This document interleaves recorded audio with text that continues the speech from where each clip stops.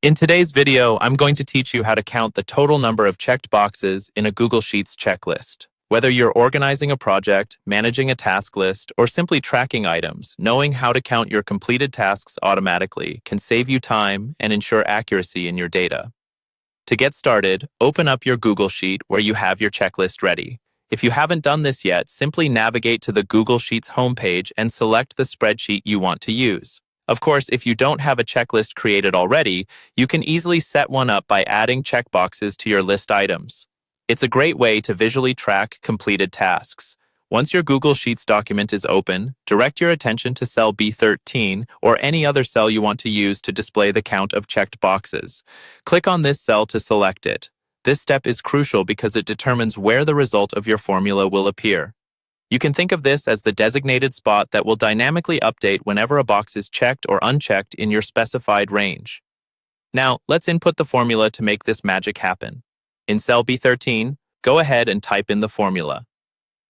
Count if B1, B10, true.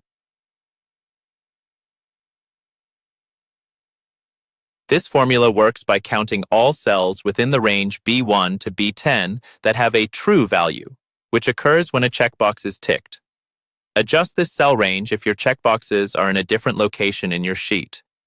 Pay special attention to the syntax, as Google Sheets formulas are case-sensitive and must be entered precisely. After typing the formula, press the Enter key. This action will apply the formula to your selected cell. You should now see the result, which will be a numeric count of all checked boxes within your specified range. As you start clicking on the checkboxes, you'll notice this number updating immediately, reflecting the total number of items completed.